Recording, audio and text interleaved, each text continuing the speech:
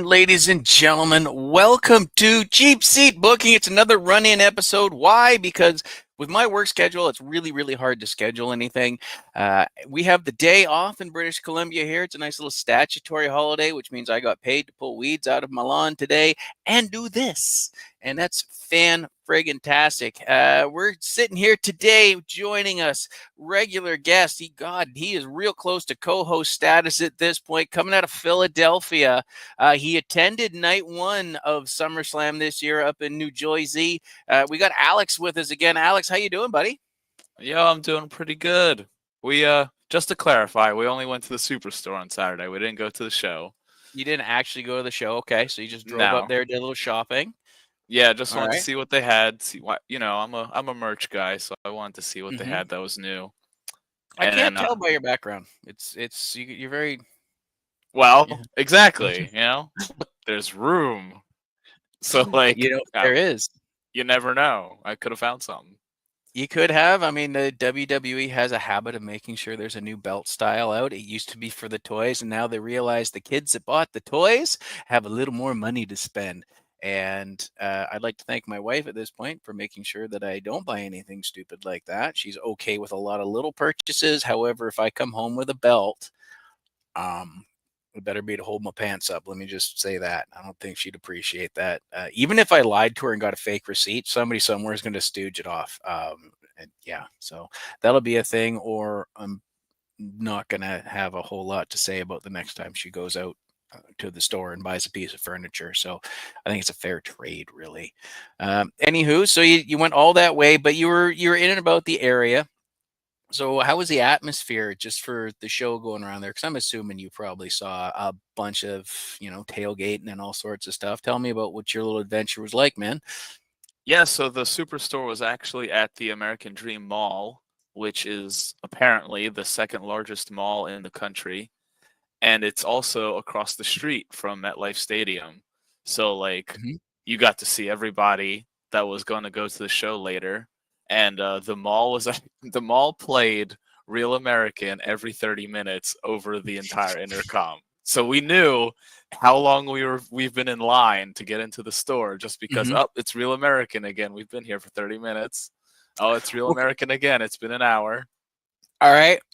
So that I've had a similar experience at WrestleMania 17. Everybody loves that Limp Bizkit My Way video from WrestleMania 17. It played on about a 20-minute loop all day long. So how do you feel about Real American now? I know you probably Hulk So Hogan is not going to get carved into your forehead or anything at this point, but how you no, feeling about that?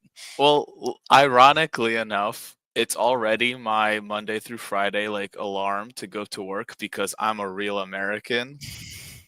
So like when Mhm. I heard it in the mall, I'm like, oh, it even follows me on Saturdays here. Wonderful. But no, it was really cool because they took a huge portion of the mall, made it, the superstore. Mhm. There was another like courtyard that they had in the mall that was for the autographs, the photo ops, and all that. So a lot of the people in this, gigantic mall were all wearing, the USO shirts, the tribal chief shirts. Everybody was in their Mhm. gear. There were some cosplayers walking around. It was a good time. Yep. It took 90 minutes to get into the superstore. Yeah, Yeah. the line Yeah. was stupid. Everything obviously had like New Jersey, plastered all over it. And I'm a Philly guy. I'm wearing my WrestleMania 40 Eagles jersey. I got my Eagles hat on, and I'm getting like I get a couple go birds, but everybody else is like, "What are you doing? What are you doing wearing that?" That's okay in South Jersey, but North Jersey, get the hell out. But it was fun. It was definitely still wrestling atmosphere, so it was great. I mean, it's those things are awesome. Like, it's been years since I've been to a WrestleMania. I mean, it's been an entire legal age child since I've been to a WrestleMania. As a matter of fact, if you're Canadian, two of them. But it's like even back at WrestleMania, 17, 18. 18 was a lot of Hulk Hogan dudes running around. 17 had a lot of, the cosplays. That there is that. I think cosplay's probably gotten bigger in the last probably 10 or 15 years. anywhere you go. I don't want to say a cruise atmosphere because this is something that the cruisers brought to the boat. The boat didn't, sort of kick that off. It is that fun atmosphere of, yeah, I'm going out here. And the case of, WrestleMania 18, it was St. Patrick's Day in Toronto. It wasn't snowy, but it was cold as balls. And there are dudes running around and they got the Hulk Hogan. It's cut. The shirts are cut like Hogan's was. And they're in they're in the spandex to the point. You could have separated by religion. I want to say by size too, but it was cold. So we're going to give a lot of these dudes a little bit of credit on that one. But there's nothing like that big show, big event atmosphere of a wrestling. You can tell everybody's wearing their gear. You know who's a fan of who. You know what's going on.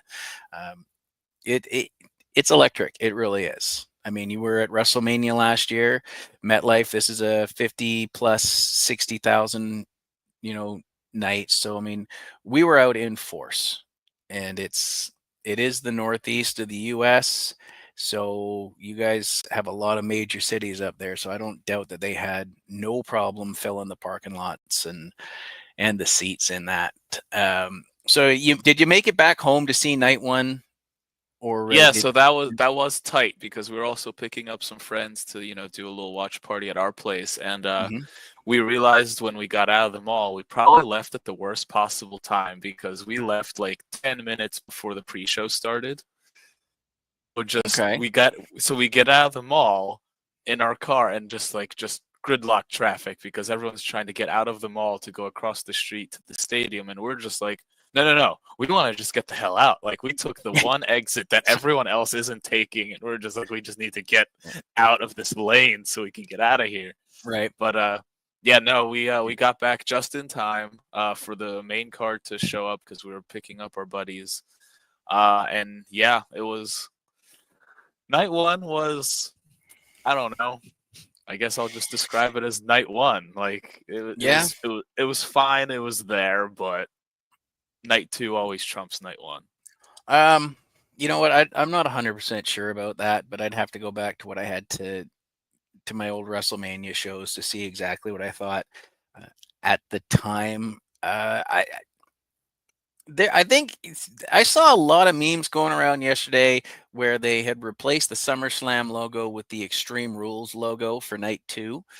Um, Which, yeah, man, every single match had a stipulation. It was crazy. yeah, and most of those stipulations were just an excuse for somebody to reach under the ring and pull out something weird. Um, I always like when they get to comedy matches like that, like go back a couple WrestleManias to Sami Zayn and Johnny Knoxville, where they're like, no, we can go as weird as we want on this. I mean, let's not forget, this is a company that decided what would naturally be under the ring that these guys could hit each other with. Cookie sheets. We have Well, cookies under the ring. obviously, we're baking under the ring. Clearly. I mean, Hornswoggle lived under there for years. Nobody's ever questioned And that. how do you feed him? Obviously, cookies, solely cookies. Yeah, I don't know if you have Keebler cookies down there, but you know what? I'm going to get off. I'll get canceled if I finish going through Ugh, that line. Um, he's a Anywho, he's a leprechaun, not an elf. Stop it. Racism. I'm I am pro all of it. You Absolutely. you know this. We've discussed our mutual fandoms. I'm pro anything that doesn't directly involve taking money of my wallet, uh, unconditionally or Right. unwarrantedly. It's, I'll spend on stuff. Like I'll spend on stuff. I just need to a little bit more control on it. All right. So I mean, the whole show started off pretty hot. I liked it. I thought the first match of the night really set the tone. It was Roman Reigns on the opposite end of the card as he normally is, and his little cousin Jay You with gotta you gotta start the night eating, you know? yeah, with Braun and Braun. It's which is weird because back in the day it's like, oh no, we can't have two guys with the same name out there. We got to call you. And I think it was Shane Helms like, no, we already have a Shane. You got to be something else. And it's like, motherfucker, you got four Chris's. All Right. right, fine. Um, So we have the modern day Jericho and Christian, because Chris and Chris. We have Braun and Braun, Breaker and Reed. And I like those two young cats. Like I think there's a big upside to both of them, especially when this tag team blows up. Braun and Braun scrapping it out on a pay-per-view. I'm down. Yeah, that's money. Um, I mean, that could be a dislocated shoulder because uh, Breaker Steiner comes in real hot, and Reed. I mean, that might be the irresistible force and the immovable object one day. That might be that causes the next big bang, and the universe implodes on itself, and we all have to restart. Um, yeah, it was good to see Roman in the opener for a change. To be honest with you, Yeah, he felt human.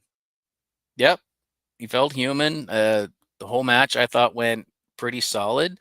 Everybody got their shit in. It was stiff as a board in some places. And you know what? We say that we can only say it looks stiff because we'll go back and we'll hear things like, "What do you mean you never touched it?" Right. Which sounds weird. Or it's like, "What do you mean you didn't fall off the top rope and crack your head on the floor and be concussed for the entire match?" I mean, you were right there when I heard Now that line. I know exactly what you're talking about. So we'll never know really, but No. um, I think rather than saying stiff, what I want to say is it looked believable. Right. You know, um, not a whole lot of what Stone Cold used to call daylight in what was going on. So it was the exact opposite of a John Cena STFU. Oh. Um, we'll get to it. We'll get Oh. to it. I know. But yeah, I didn't have a problem with it. It was a solid starter. Um, then we move into the women's tag team match, Raquel and Roxanne versus Charlotte and Alexa. I'm liking the Charlotte and Alexa pairing myself. Not a big fan of Charlotte since her main roster debut. Big fan of Alexa since her NXT days. Sure. And the way they're blending this tag team, you've been following it much? No, I actually had no idea this was happening because I don't Okay. really watch like weekly stuff too much. I'll catch a Mm, Raw eventually, but like they're SmackDown people, I think. So I didn't really yeah. know what was going on, and then they came out together. I saw the card because we do this prediction game over here. I was like, Yep. versus who? They don't even have a tag team name. They have separate musics. They don't even look. They're not wearing matching gear. This is never gonna work. And then I saw somebody talk about like who is Charlotte Flair without a title. I was like, see, that's why I wanted them to lose. Because like if Hmm. they lost, we got to see this continue without Charlotte Flair with a title belt. But that's too much wishful thinking on my side. I'm going to recommend if you can go find a highlight reel somewhere. Like they're doing some really excellent comedy work backstage about how they're frenemies, they're not friends. Some pretty solid merch coming out of there, and they're like reluctant. I don't want to quite say combative, but definitely it's not even an odd couple thing. I can't even think of how to properly put it, other than it kind of reminds me of the Daniel Bryan Kane stuff Mm. from I'm gonna say back in the day, and that kinda hurts my feelings because if I'm talking back in the day, I should be using the word savage and foundation and bulldog. Right. Um, And I wasn't born yet. yeah, but, I mean, really it was quite a while ago. It was an excellent comedy pairing that will probably work out the same way. Kind of for it. It's the most entertaining I've seen Charlotte, and, Judgment Day is doing their thing. I don't really have a major opinion on the girls there, uh, other than they're doing good work. Uh, I'm not super for or super against either one of them. I'll watch their matches when they come on. I'm just So, glad that Raquel put on her diesel boots finally. oh yeah. Finally. Like it took Diesel himself to say it, but I'm glad she put her Diesel boots back on because I was getting sad watching her matches of like, why aren't you Mhm. why aren't you manhandling all these people? So Yeah. I that should mean, be fun again.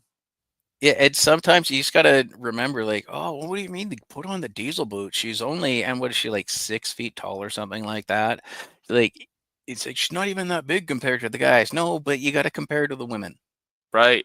because they're not at a point that they're regularly doing intergender. So yeah, for the ladies, she's like the Kane, the Undertaker, the Diesel character over there.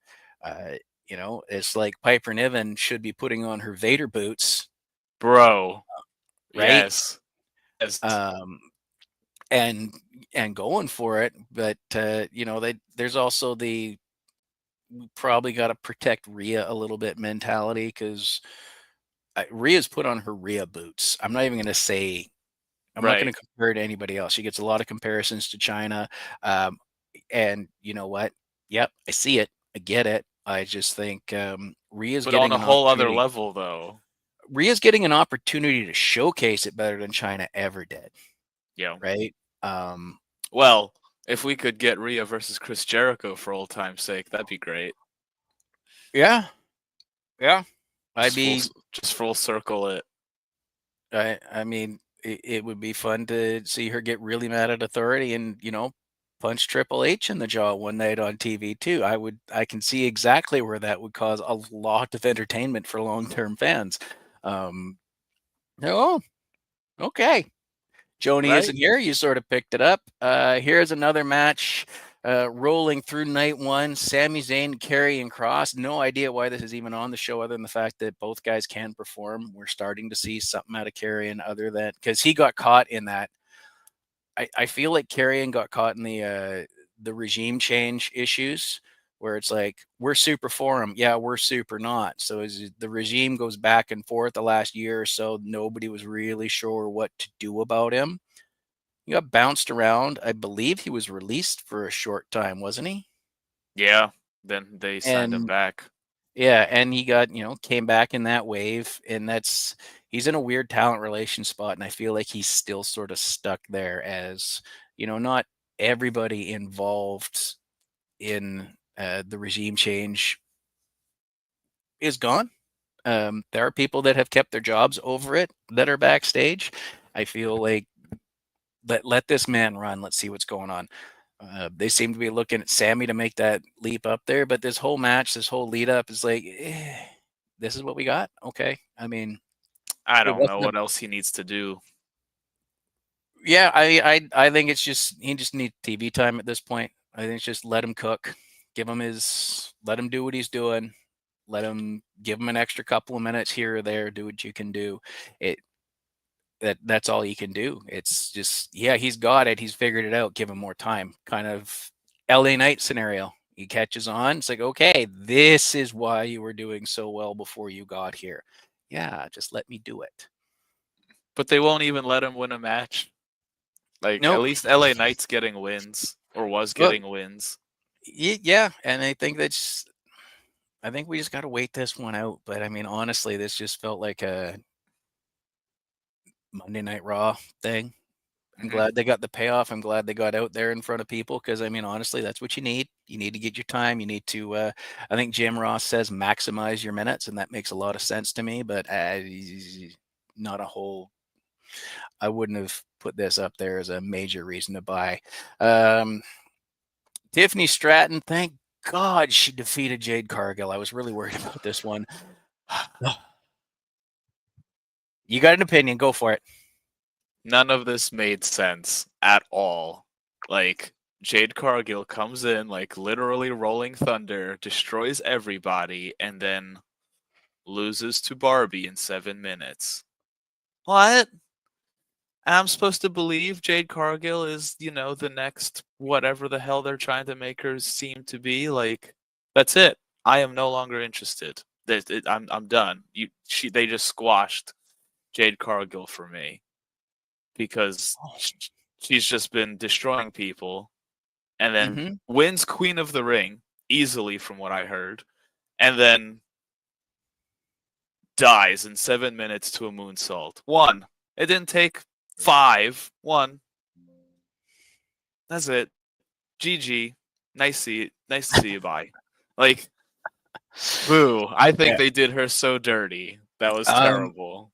You know what? I'm not going to deny your point there. I just want to back up just a second here. Jeff thinks Karrion Kross is good on the mic too. Absolutely. If you doubt that, and I think he's got some untapped comedic potential too. If you've ever seen his Jesse Ventura impersonation, it is gold. I believe you can find it on Chris Van Vliet's sort of reels or TikTok or whatever he does there. Check his Instagram. Maybe it's where I first saw it. He was working out with Chris Van Vliet, and that came out.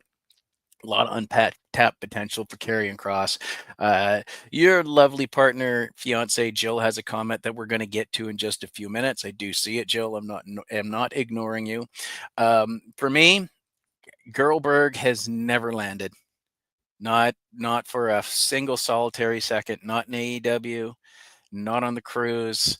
Not in WWE. I like what they did with her. They put her in a tag team uh, with Bianca, And that and was great. and you could see the point to that. She's Right. too big of a name. I don't have to like her for her to be a big name. And we discussed that in the Hulk Hogan episode last week. I don't have to like him for her to be a big name, and she is. She's a name. She's got people and she's got fans that are paying money to see her. Great. So they put her with one of their more talented female performers that clearly have overlap in lifestyles and everything else there and fan base, and that's grand. I don't think it was time to let her out yet. It was one of her better matches, um, but I'm a Tiffany Stratton fan. I think this I'm a kid is Tiffany coming. Stratton fan Yeah, too. I think Tiffy doing this, having a good match with Jade, elevates both of them because Tiffy did get probably Jade's best match out of her. And that says a lot about how far both of them have come. And I'm trying not to just shit on Jade just because I'm not a fan. Just doesn't mean I can deny the fact that she does have boxes that she checks, that she does really well. And I understand where her fan base is coming from. But I'm pro Tiffy. Um, I thought for sure coming into it that Tiffy was not going to have the overweight baggage charge leaving New Jersey. Clearly, Mm. she's going to still, and I'm happy for it. I think they put on a better match than I anticipated. I was fighting hard not to just fast forward it, and I Tiffy took one of my favorite finishers of all time, put her own little spin on it, and she does the prettiest moonsault ever. Christopher Daniels' best moonsault ever, and I recently heard him on Chris Van Vliet say, "It's like I think it's great. She's doing it well. Prettiest moonsault ever. Put her own spin on it. I'm glad the move's not dead, and me too. And it's not being used as a transition, because how many fucking moonsaults did we see in 2 days? Oh Bro. my god." Yeah. We'll get to that more on night 2 because it was like a moonsault party in one particular match. I'll make that a t-shirt. A Moonsault moonsault party. party. Let's You know what? I go. gotta get the t-shirt end of this going a little bit. But Jeff agrees with you. They thought they did Jade a little bit dirty. I understand where you guys are coming from with that. Yeah, he also agrees that the team of Jade and Bianca was fantastic, was good, and it's one of those things. You see when these tag teams happen, it's like, why are they teaming these two together? Usually it involves Natty Neidhart. It's because one of them's learning something. Yeah. They didn't put the new Blackjacks together because Barry Windham couldn't teach John Bradshaw Layfield something, Right. right? I mean, Yeah. there's a little more history than that to it, but it's like, yeah, but this guy and this guy, that's a weird tag team. Like they put Cody Rhodes with Bob Holly on his first run in the WWE. Like, that's a weird team. It's like, no, Bob's I teaching him I want to something. I want to tag team with Bob Holly. Like you learn everything from him. You probably wouldn't have to do much other than listen to him and take a punch, and it's going to be coming from Bob more than likely because Right. that boy, that boy had expectations in the ring, and it worked out for him. And I'm not going to get anything I'm not going to put anything on his name other than deep respect because we all found out what happens if you disrespect Bob Holly. Bob Holly. Tough Yep. Enough did that. There was a Royal Rumble bit that did that. I mean, I'm going to stop for a minute because we're going to talk about him in just a few short minutes. But Chris Benoit and Eddie Guerrero left with Daniel Puder in Mhm. the Royal Rumble, and then Bob Holly's music is the next one they hit, and that entire crowd did. You remember when you were in Oh school and no. somebody spouted off, and the entire class was like, "Oh!" That's what that entire arena did when Bob's music hit. It's like, oh, you're in so much trouble, dude. Yep, you're screwed now. Yeah, and it's like, but he's already in there with Chris Benoit and Eddie Guerrero. Stop, he's already dead. Right? He's not Let dead until Bob gets to you. Yeah, that it's like, oh, he's got a master class in let's see what you got, son. Right.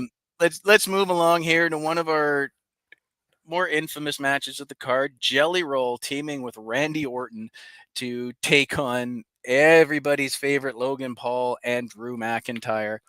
Um, I gotta say it, in the last 15 years, whenever Stephen Amell was out, WWE has really gone out of their way with their celebrity um, talent that want to get in the ring and making sure they don't look bad. And maybe it's they've picked celebrities that are not like, well, my agent says I should do it.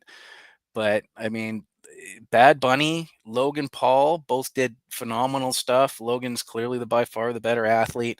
I have very mixed feelings about this man, but his matches Athletically, his matches don't disappoint, and yeah. I will pay to see him punched in the face.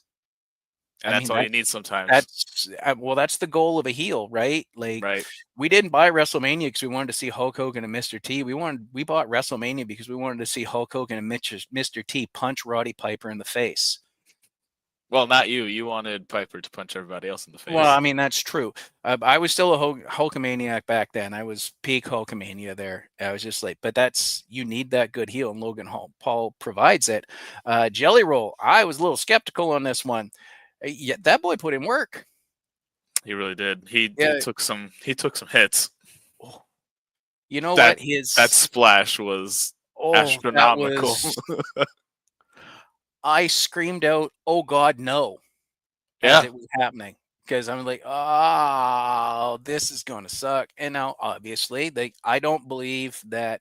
They're going out. Randy and Drew are like, yeah, we got our part. Don't worry about it. I don't believe that they left a lot of the stuff Jelly and Logan were up to chance. Um, we'll never know. Apparently, we have Shane Helms to thank for Logan Paul's performances, and kudo, Mr. Helms. I very much appreciate what you've done there, and in your wrestling career, period. But I mean, Jelly looked believable, especially near the end where he looked like he had the crap beat out of him and he was dying for oxygen because he probably had the crap beat out of him and was dying for oxygen. Uh, Right.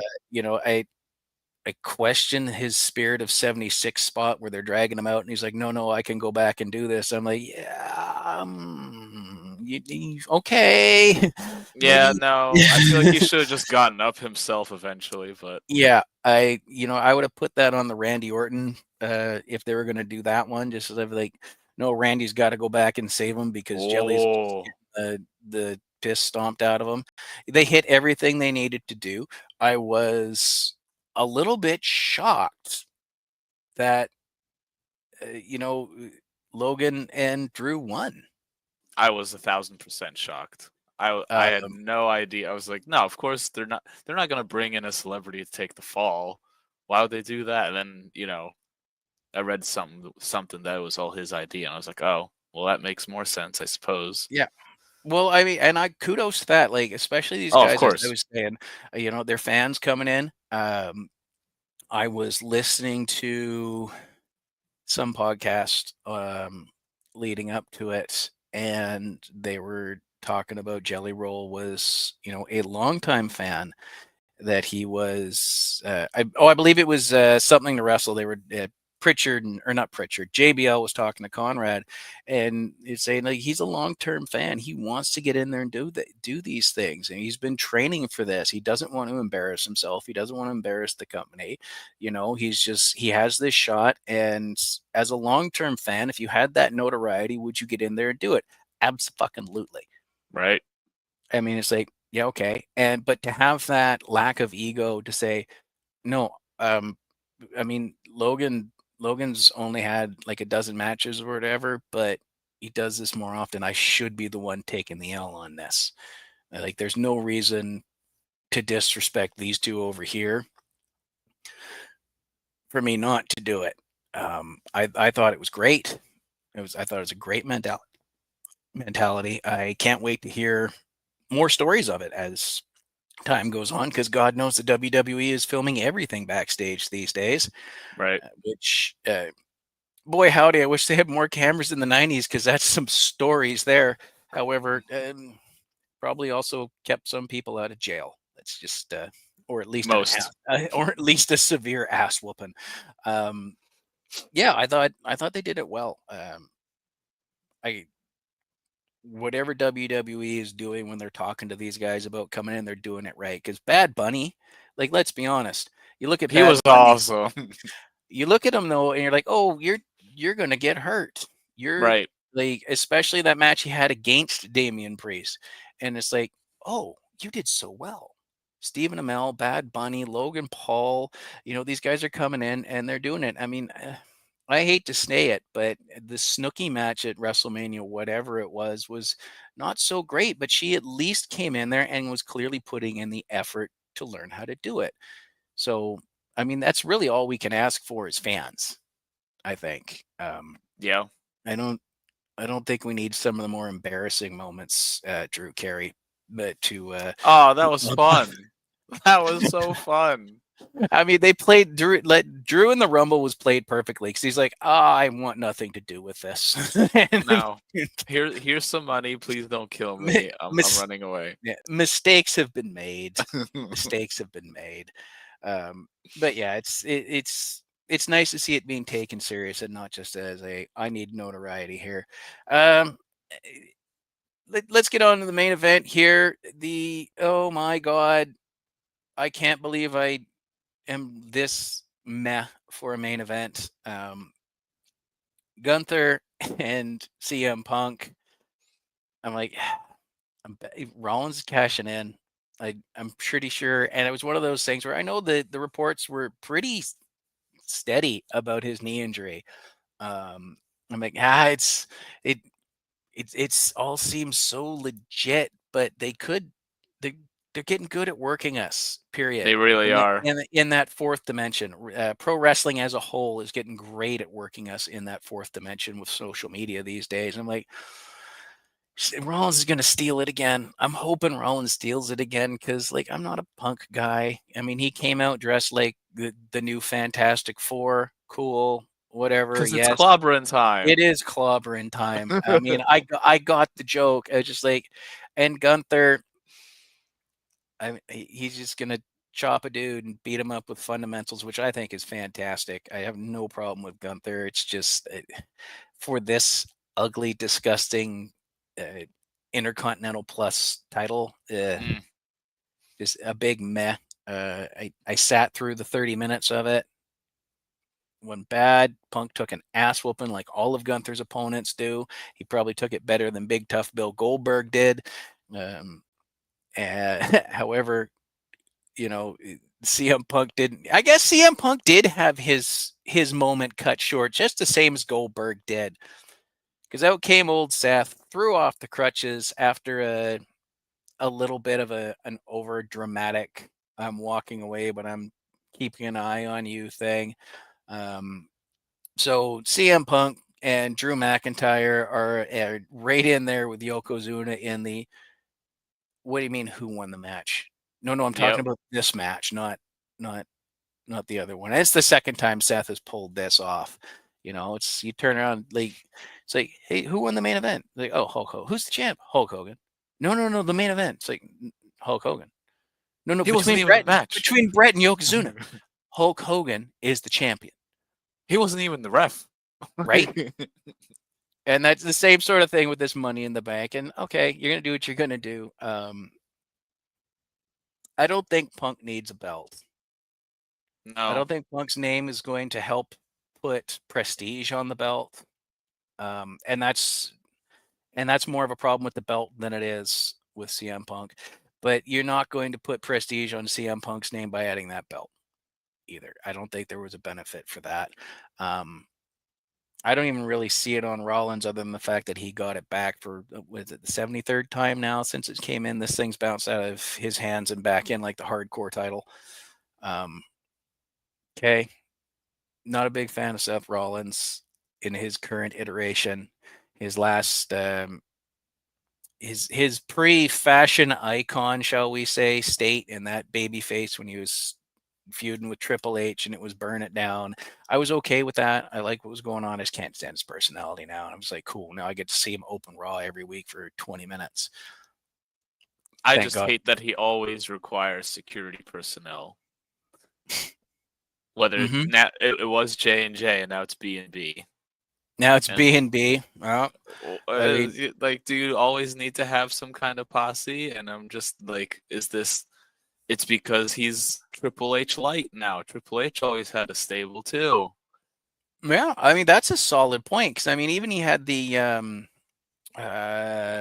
it was Buddy Murphy, aka Buddy Matthews, aka Luckiest Man Alive, Mr. Rhea Ripley, and who else was running with that? When it was him and Buddy and somebody else that I can't remember that little trio during the pandemic. Anyways, clearly not that important because No, that's how good it was. yeah, it was just like okay, cool. When they're taking out Rey Mysterio's eye, and it's just like, eh, whatever. So, I mean, that was our non-hardcore night. They probably could have swapped these around a little bit. Um, I don't know. I watched it the next morning.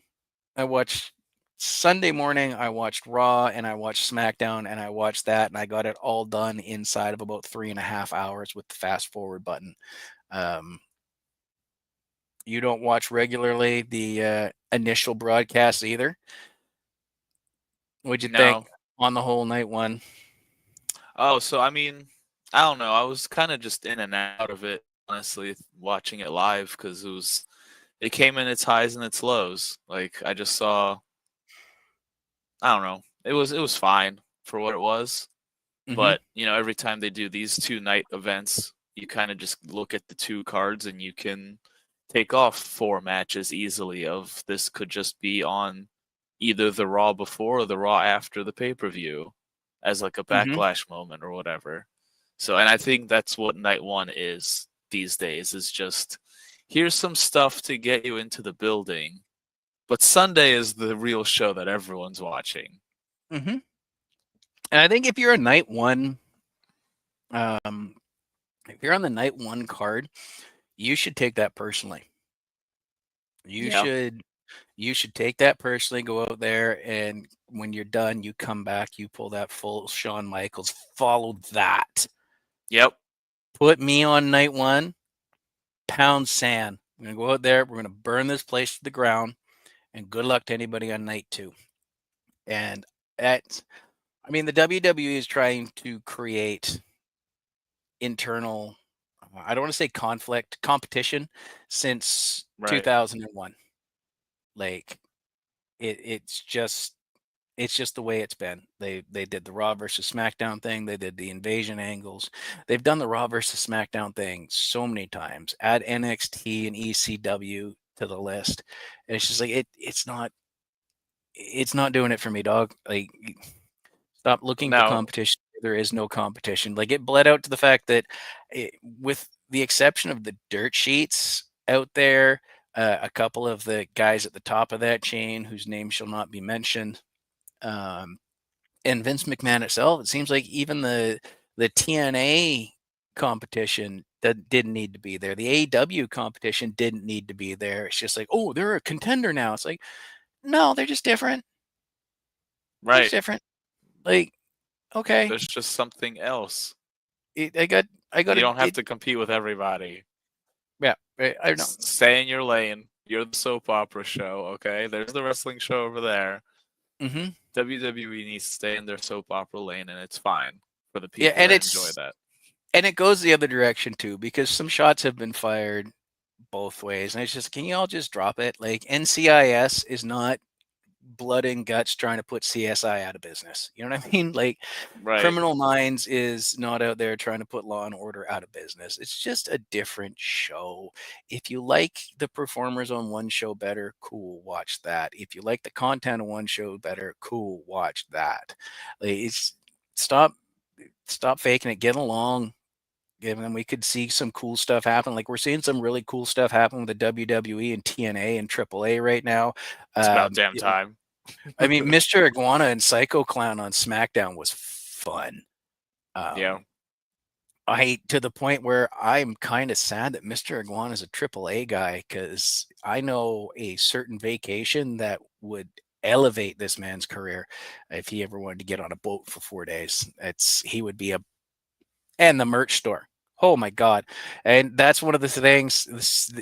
Few more appearances of Mr. Iguana on Raw or SmackDown, and they're going to be printing money with those iguana dolls. Yeah. Printing money. Absolutely. Let's take a look at some of our comments here. Jeff didn't watch much of it live either, but he does love the fast forward button. Also, different companies, different style, different production. Yes, like I mean, we see it. You see it at the beginning of the show all the time. It doesn't matter. It's all pro wrestling. I mean, it really is. Um, and let's go back to an earlier comment here right before we start night two. Your lovely fiance Jill thought it was crazy how early the show ended both nights, over by 9:30 p.m. Eastern, which is nice for a Sunday, but weird for a Saturday. Yep. Um, it is weird. It, for me, it was even over earlier because I'm used to that 5 to 8 p.m. pay-per-view time. Um, Also, Jill, these events don't need to be 2 nights, in her opinion. I agree, but night two seemed to be better. I mean, yeah, it's echoing exactly what you were saying. Uh, it seems to be a great deal of the opinion online. Let's get over to night two and see what was going on. First up, we had the ladies were out there, Rhea and Io and Naomi. This Rhea and Io thing is really heating up. They're putting on.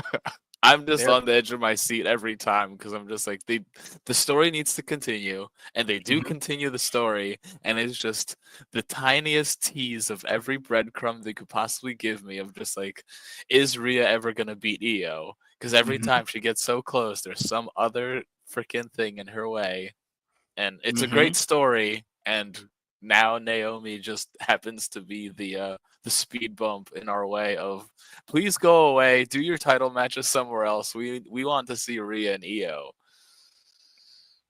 Yep.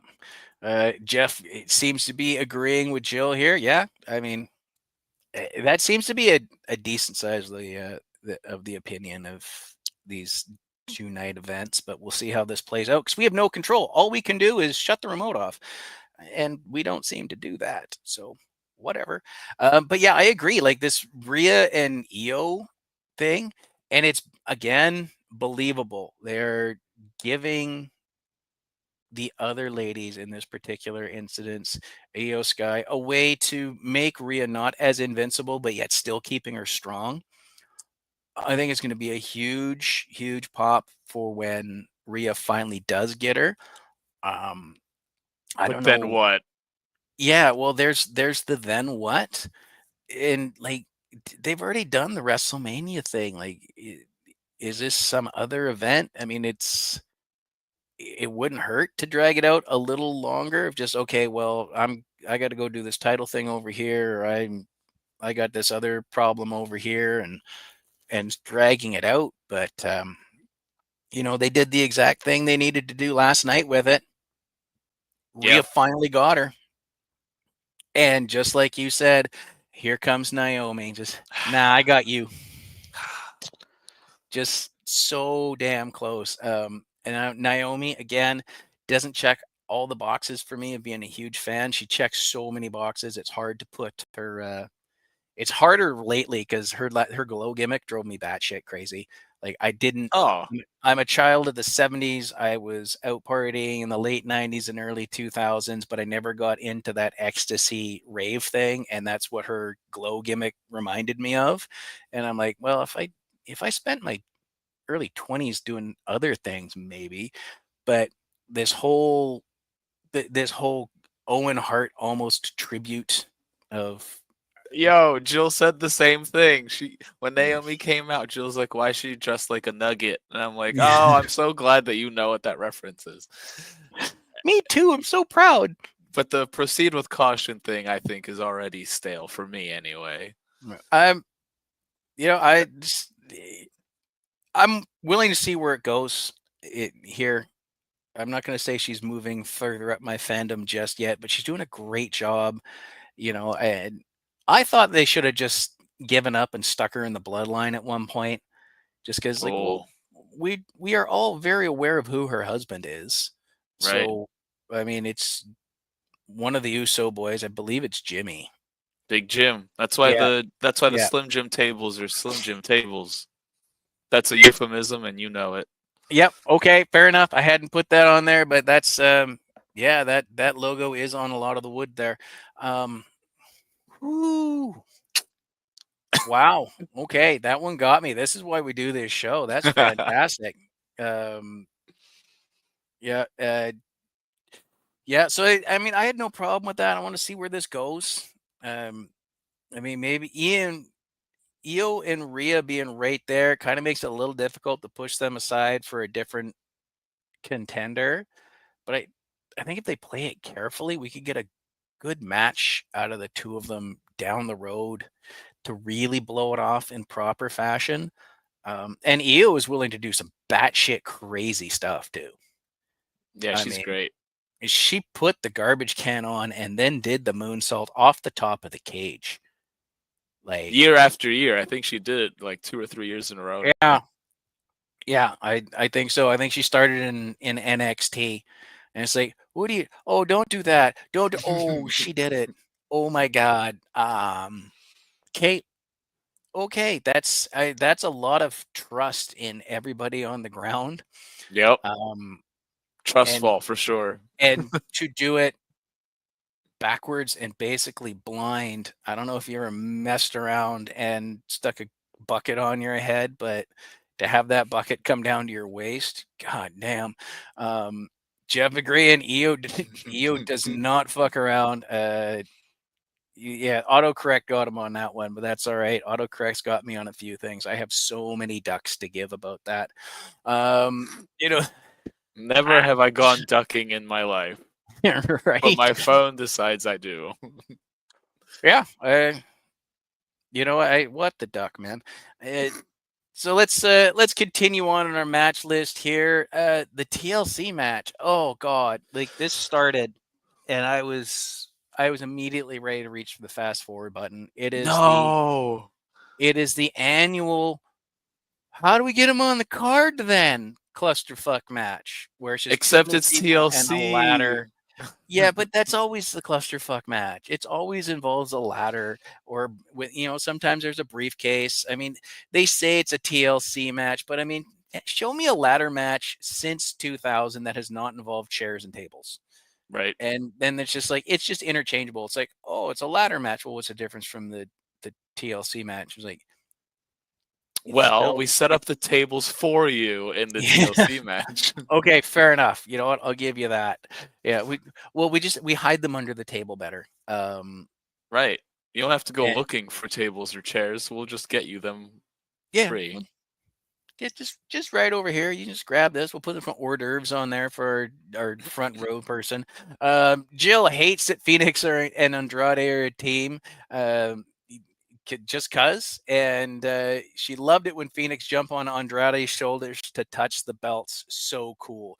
I mean, yeah, that team weirds me out. I mean, you and I have had an offline conversation about this. It's like, why are the Lucha Bros on not doing a Lucha Bros thing? Well, because Penta came in and was smoking hot. And then with whatever contractual nonsense was going on in their previous company, uh, you know, Ray didn't get here for a few extra months, and then he came in and set the world on fire. It's just like, okay, well, what do we do with him? Well, it's the tag team division till we can figure it out. Which is not what they did with Penta at all. No, no, So like Penta came in. why are they getting different treatment if they're not on different levels? I think his actual settlement and getting out of his previous contract, screwed everything up. They probably had a plan for the tag team, had to adjust. Penta came in, killed it. They finally got the word, the clearance, the whatever that, okay, we are getting him. It's like, oh shit. Well, we don't want to pivot and go back to this thing because he's on fire over here. we want to keep playing this. So what do we do with Ray? They brought him in. It's like, oh, he's killing it too. Shit. Um, But then why the tag team? look, because they don't want to run him into Fatu. Like I'm not 100% sure. He's on TV though. This is Right. this is where I'm happy. He's on TV Sure. and he's getting up healthy from his high flying stuff, which was a problem for a little while in AEW. He had a couple of gnarly breaks and dislocations on live TV. It is a weird team to me though. What else we got? Fraxium doing really well. So glad these kids are getting a chance. Nathan Frazier climbs the ladder and fast forward while everybody else is climbing it and pause, which is awesome. He reminded me of, as I said to you, the squirrel at the end of Hoodwinked. That's just has a cup of coffee and it's gone. DIY, Motor City Machine Gun, Street Profit, the Wyatt Six. Wyatt Six, two guys that we don't often or weren't seeing a whole lot of. Dexter Loomis and Joe Gacy. I'm glad they're getting their tag team run. It was a car crash throughout this entire friggin' match, though. Couple of cool spots. I mean, the problem with cool spots in a TLC match is a lot of them involved. Oh shit! I hope they're okay. Yep. Um, I think not Alexa Bliss. Candice LeRae. Candice LeRae. I hope that she's able to walk. She took that bump off the ladder, through the ladder, and if I watched the first time, I actually backed it up and watched it a second time because I was already behind, and then they showed the replay, and I'm like, oh, so she's just going to lose that leg below the knee then. Okay, that's cool because that looked gross. Yeah, that ladder snapped immediately on contact. That was crazy. Yeah. Snapped a little clean in a couple of spots. Dremels are awesome little rotary tools, by the way. Just saying. Jeff agrees that thinks that they both got too over. They had to change plans again. He's going to need some Lucha Brothers before too long, though. I agree. I think the Lucha Brothers have to be there at some point. I don't. At this point, I don't know if we need it before too long or make us wait. I would tease it at the Rumble Mm-hmm. and have them like in the Rumble at the same time, and then do Mhm. some tag team shenanigans during that. And then I don't Mhm. even know. Maybe make it a WrestleMania moment of, well, we got pretty far in the Rumble together. What if Mhm. we do this tag team thing at WrestleMania? Mhm. Yep, that I don't that know. could be a good Tinfoil thing hat. where they're no, hey, that's what this show is about, the tinfoil hat. My buddy Jorge out in New Jersey, shout out to the wrestling fans. Hey, buddy, thanks for stopping by and tuning in. Stay safe out there. He's somebody I know through working with dangerous things. Um, Jeff saying Candace is a tough bitch. She took some shit in PWG. Tack shoe from the Bucks. Whew. Yeah, I mean, I'm not. Don't get me wrong. I don't think Candace is a pushover. She is one of them amazing workers. You saw it in NXT. She's one of these ladies that have come in and really benefited from this exceptional wave of women's wrestling that we've been riding for the last couple of years. I want to see more out of her personally, but I mean, if she's stuck in a position of like, look, we have this roster of women, we got this for you right now, and we'll include you. She's kind of got that Lita spot right now where it's okay, you're with this tag team, but we'll highlight what you can do as they go. Does that sound And about then you right? take a sick bump. Right. And then you take a sick bump. Speaking of sick, uh, that Champa spot. I am, Oh, the Spider-Man spot? I'm calling it the yeah, Spider-Man the spot. Spider-Man spot. Yeah, like for those of you that don't know what I'm talking about and have no intention of going back to see it, Champa is grabbed the belts. He's got him. It looks like DIY is going to go and win this. And then the ladder moves. So now he's dangling. He's in that Devon position. And it looks like Nathan Frazier is about to do the entire WrestleMania 17 spot where he spears him off the ladder. But Champa goes full Spider Man, ankles over his head, pulls himself up, and now he is pulled himself up. He is face to face with the belts. Fraser eats complete dirt on an air ball, and Ciampa just hangs there, upside While down. I'm Gargano like, gets the ladder for him again. right? That's That was crazy. crazy. Good for him. That right there, if this does not go down right next to those clips of, the spear off the ladder at 17, the WWE video package guys are not doing their job, because that was wild. That is, I can honestly say I've never ever seen that in wrestling. I've watched the Ultimate X stuff too, and there was some crazy stuff in that. But I'm looking at that wide shot, and kudos to the camera people and the directors and everybody in the truck that are giving us really good camera work.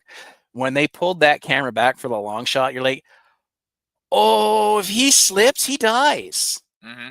That was a long way down on the top of his head. It Jeff was. is a Yeah. What else stood out to you in this match, buddy? I thought it was weird that they had the Wyatt Six on so early because Mm-hmm. them coming out in the daylight just did not hit with me, Mm-hmm. and it was just a missed opportunity, I guess, of having all the Fireflies on when they come Mm-hmm. out or something like that. But no, I mean, I thought it was really cool that just, the Wyatt Six used their numbers game that they can use, and just Mm-hmm. Eric Rowan comes in and destroys two people at a time because he And gets can. murdered for it. Well, all right, he gets murdered for it, but he took out a couple people. Yes, he did. And then, And like, all the women came out to represent their teams, and that mm-hmm. was fun. And I just thought all the involvement from all the, like, I guess the plus was also Yep. really cool. Yeah. I mean, Rowan's a big, scary dude. Um, the way they dealt with him was Necessary. astounding. For those of you that again aren't going back to watch it, they got him down, and two guys beat him with a chair like they were driving railroad spikes. And I'm like, well, it's believable. That's all I can say about that is like, yeah, that's how you deal with that. That's If the spider's big enough, you go find the phone book from 1997, and that's what you use it for. And Like, you bash it till it stops moving. that's yeah. Like I'm like, there is no flaw in this logic right here. Is you just beat the piss out of it until it stops moving. I'm like, yep. Okay. We had the Uncle Howdy involvement. They did really good. Nikki Cross coming. Michael Cole being so creeped out by Nikki Cross is So excellent work on funny. his. Michael Cole did some really good work. I think you can tell that he's not getting excessive instructions in his ear anymore, and it And is thank really God. and it is really highlighting the fact that he is one of the great announcers of all time. He is up there with, your Gordon Solys, your Jim Ross, your Tony Schiavone's. He is that guy. It's not just because he can kiss ass for 30 years. Does a great job. And if you want to look at it, is he does a great job of it? Yeah, because he put up with the shit he was being fed for years and looked like an idiot. But and he's not afraid to call out some of the nonsense from his own past. At one point, Barrett made something about they needed a barrier around them at ringside. He's like, I had one at one time. It was called the coal mine. I'm like, oh my god, I forgot about that shit. That was so bad. And It, yeah, I did not like him for a long time, but I did not know. I also did not know that he had like the instructions happening. Like I just thought yeah, he was bad. yeah. And I was like, why are they keeping him on here for 30 years if he's bad? And then the second the regime change happened, I'm like, oh, this isn't Michael Cole. There's like Mm-hmm, passion in that voice now. What's mm-hmm. going on? So now I can, I can stand him now, but it was about 30 years. But Yeah, no, yeah. when It when was it she was rough. came out, like you said, I didn't know that he had that like relationship with Nikki Cross, being creeped out. And then the second he said, "Oh no, that witch is here," I'm like, "What? Michael Cole is afraid of something? This is amazing. This is hilarious. Good. I had a great Yeah, time." yeah. That's fantastic. And when the announcers acting like they're not sitting 10 feet away from the action always drives me nuts. And I'm like, just just call it out. Yeah, you're right there. I mean, if the guy's beaking off at you, call it out. I mean, we Mm. sometimes it's just like you're not at the top of the stage, you're in the middle of it. You know, the pyro goes off, it's hot. Say it. Like and yeah, I thought it was good. I didn't really care who won this match. I was okay with, you know, the Wyatt Six hanging on to the titles. It'll give them something to do. They are going to eventually end up as an attraction, but let this run. Let's see how this goes for a little while. Let's move a little further up the card. Oh, welcome to Moonsault City. Steel cage match. Fatu and Sokoa. Here's another one. This could have closed a SmackDown for me. Um, it's not that it was bad. It was definitely a SmackDown main event quality match. You don't see a whole lot of errors in there. The handcuff spot was stupid. The breakage of the handcuff spot was cheap. Yeah, It looked cheap. Like that was it. It looked cheap. yeah. But yeah, I mean that match played out how I, saw it in my head it would play out anyway. I'm like, oh, that was zero surprise. Actually, I had no idea that Jimmy would come out. hmm That was probably the only surprise I got out of that one. You know, as that was all going on, I was thinking, okay, now not everything like exactly what you said. It's like, okay, so yeah, here's what we got going on. Jimmy's gonna do the thing. I thought maybe we get is it Tongaloa that's still out or is it Tamatonga? Tamatonga's out. I thought okay, maybe this is Tamatonga is going to come back in and take out Jimmy, which opens the door for Sammy, Roman, and Jay to come down and make the reverse save and make it. It would clearly be setting up a Survivor Series War Games match, which I mean I think we've pretty much seen that one before, but Not I again. mean Please, not again. even just a regular Survivor Series match or something. But it's just like okay, so but there's more guys backstage that could come help you too. No, no, you're just gonna take the ass whooping. Okay, that's cool. Um, and when Jacob went to do that one moonsault, I'm like, be careful, son. You're about to cut your head open unintentionally. And that's when I realized, oh no, he paused for too long. I know exactly what's going to happen. Um, that moonsault off the cage. I'm catching up on my Chris Van Vliet, and I was listening to him and Kurt Angle, and Kurt's like, "Yeah, that move fucking sucked." I did it 3 times. It sucked every time I did it, and I landed on Ken Anderson's head once. I don't. I Io Shirai does it in a garbage can. We talked about that being spectacular, but holy crap! Like, guys, there's got to be a risk reward thing here. Ooh, please, that's I don't want to see guys get hurt. I want to see a good show. But if you're doing something where I'm like, the odds of you standing up after this are pretty fucking low, dude. Maybe you don't. And the But match was over, I think, by the time he was doing that anyway. sure So, like, what are was. you doing this for? You're at the Yeah, top of the cage. Fucking run. yeah, yeah. It's like you get him out of the. No, we're doing it just because it looks cool. And I mean, he hit it okay. Everybody was because it was Tala Tonga, which I mean, cool. Excellent name diversity there, guys. What the fuck Hate that happened? name.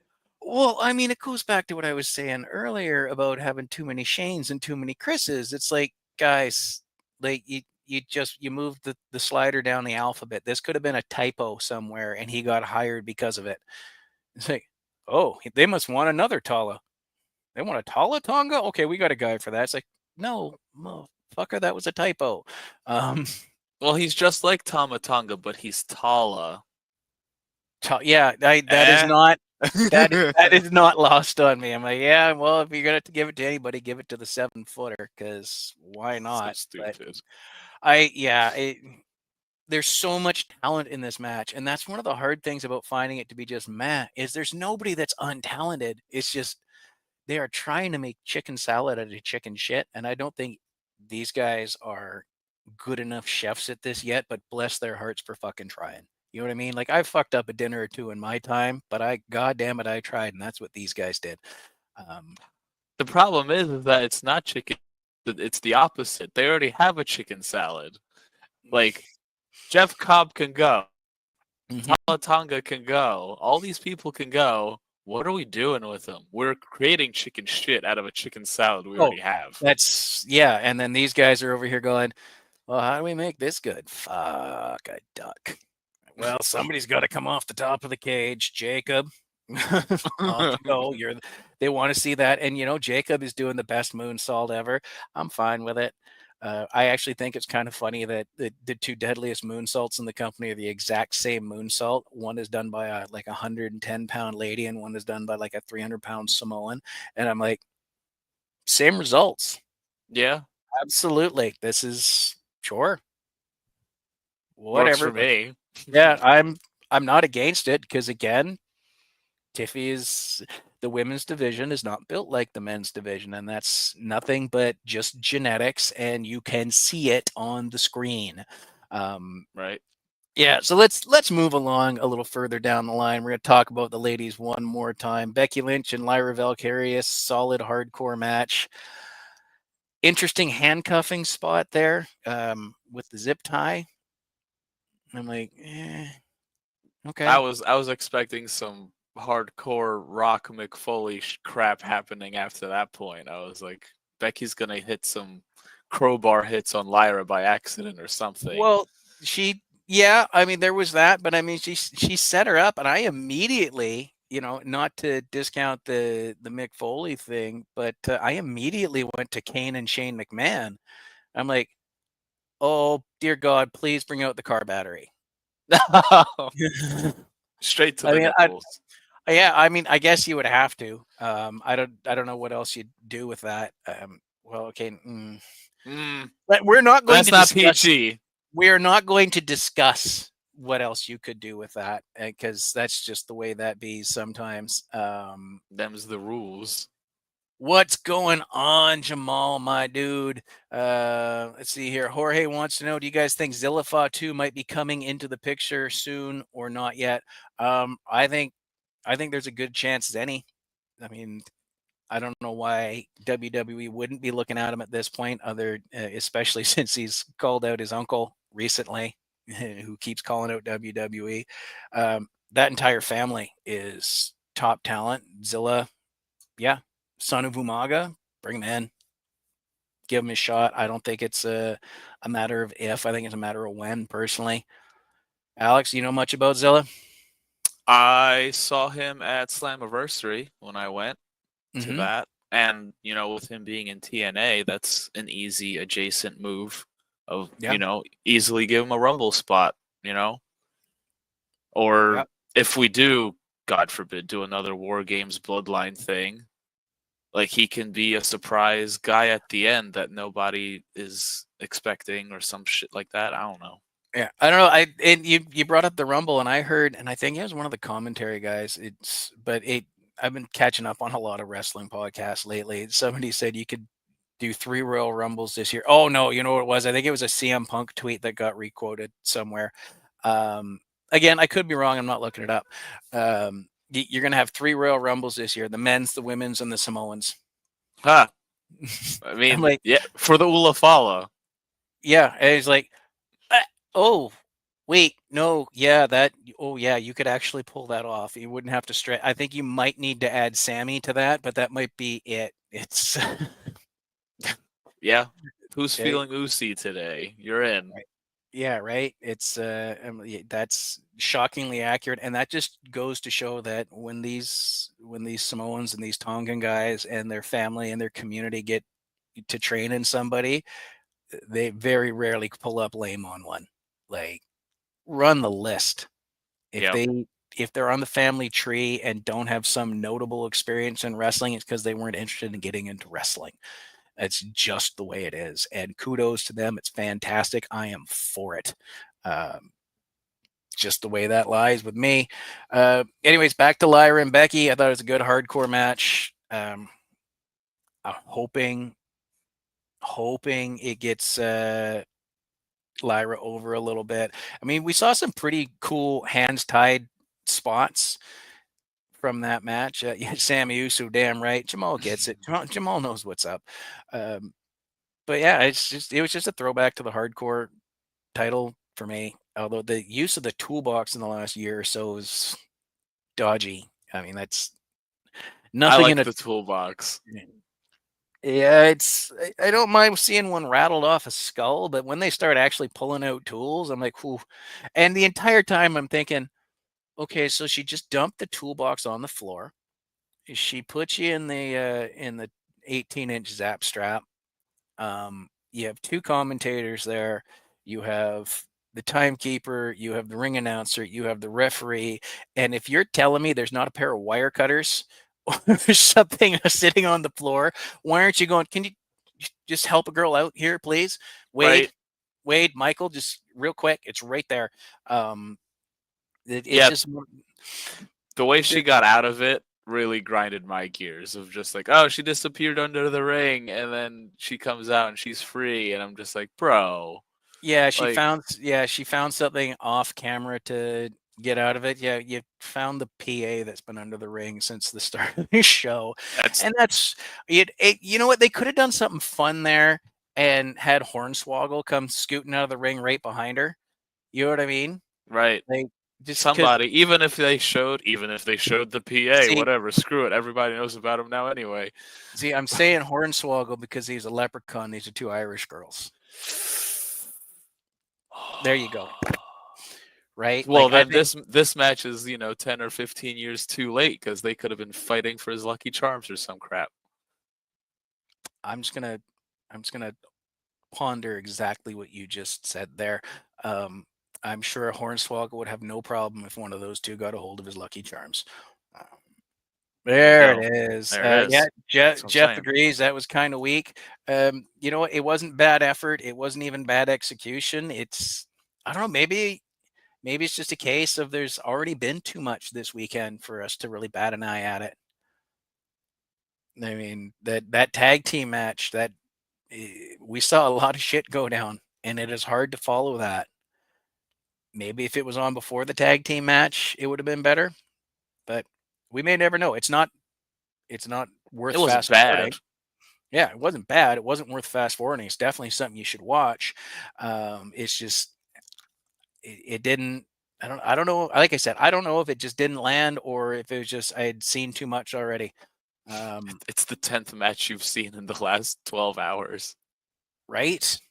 It's Yeah, I mean, it was even more than that because, like I said, I went through Raw and SmackDown too. Oh So my I was like, god. that was a long day of wrestling for me. I did a little yard work in the meantime, but it was one of those days. I'm like, oh yeah, I got to watch. Oh yeah, I forgot to watch this. I should watch it. Something about Cena's promo, which we will get to shortly. But let's continue on here. Oh, here's the one that got me. It got me so hard in the fucking feels. Um, I've texted people about this. I texted you about it specifically. I'm a 47-year-old man sitting on the couch crying watching these entrances. Dominic Mysterio and AJ Styles. I loved everything they did in this fucking match. For me, this was the match of the weekend. Um, that's all there is to it. It was best executed. It had just the right amount of nostalgia and callbacks. Dom coming out in the gear that kind of resembled like that vintage. He's got that Rey Mysterio. He's got the skeleton thing going on. It is a callback to 20 years ago at the Custody of Dominic ladder match. AJ coming out though with the lowrider, and I had a good laugh. And then I realized what AJ was wearing: Styles Heat, the Were you Eddie not tights. laughing? I was laughing at his son's dyed hair that was bleach blonde like Dom from '05. I was like, "Oh, he's riding in with Dom. There's a That's doppelganger in the car." that's also what got me, and I'm getting a little misty right now talking about the fact that he had his son with him and he had the exact outfit that Dom had on down to the bleach buzz cut, and I'm like, "Oh my god, this is fucking fantastic." I mean, we all know AJ's winding down. He has not been shy about saying it. There's a lot of people wondering, is he going to go and do one-offs elsewhere? Or is he just going to be done and finally go home? We'll never know. We will get into AJ Styles on a later show because there's way too much to unpack on this gentleman and his future or lack thereof, let alone his past. But They did so well. Um, Dom has not had a lot of opportunity to show his full range. He was a Rays kid. He got shit in coming in on the pandemic. Nobody really wanted to like give it a whole lot of credit. Yeah, Jeff agrees. He was laughing at his son hairs too. Pretty cool entrance. It really was. Um, but we haven't really wanted to give Dom a shot. He's the Judgment Day guy. He's in there. He's being the little Weasley heel. Absolutely, he is. He is Rhea's. Well, you know what? He's Rhea's prison bitch at that point. Let's just be honest with you here. Then on to Liv.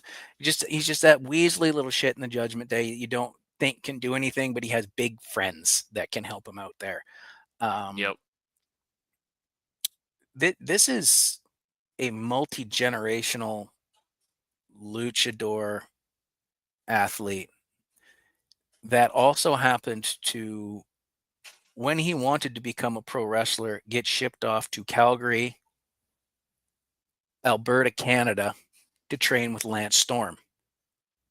Dom can go. Period.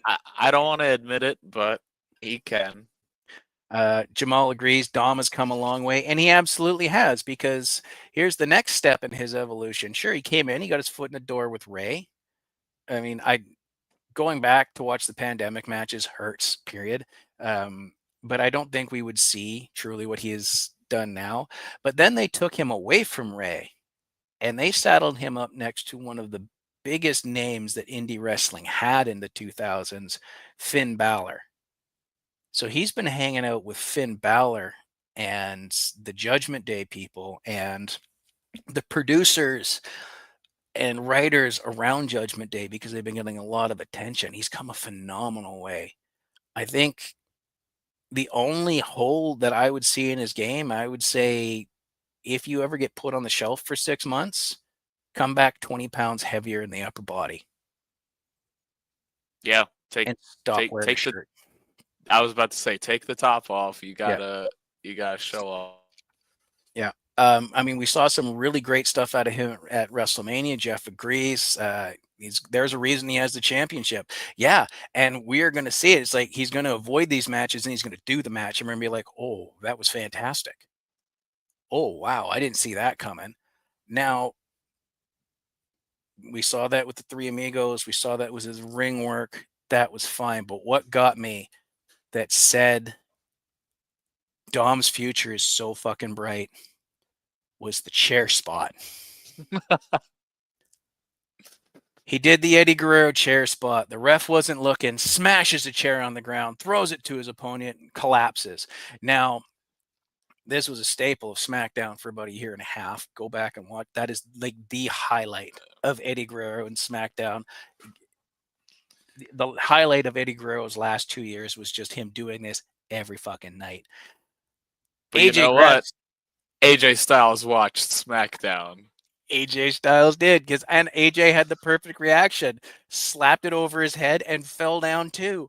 And like, I was in heaven. I'm this was missing from my life, and I'm not going to sit here and lie and say I didn't know it was missing, because I've been dying for this. Absolutely dying for this. I am so glad it's Dom that is doing it. I hope he continues with this. And, the match continued, and lo and behold, the boot slips off. Like Yes, that's one of sir. my favorite moments. Like you like the chair thing, I like the boot thing. That Yeah. boot thing, I was like, oh, we're doing this. What a callback! That was great. Yeah. Jeff is saying the chair spot always made him chuckle. Yeah, absolutely did. The boot thing was great because it's like, oh my God, they're going to do two of the key spots.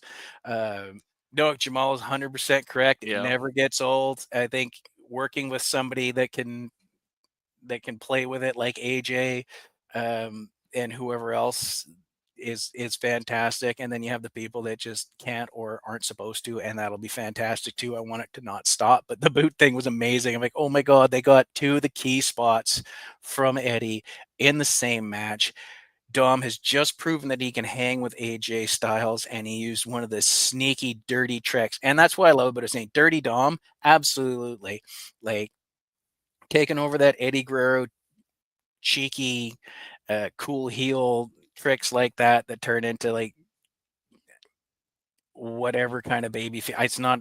I don't even know what kind of baby face to call it. Character baby face. I don't even know. I don't think that's correct. And using the lingo always seems weird to me because I really have no right to. But we all do it, so we're going to keep going. Yeah, I think it was Dom's coming out party between that and WrestleMania. Like Dom's Yeah. having a great year, and a lot of people say Dom's having an amazing year. He's having an amazing run.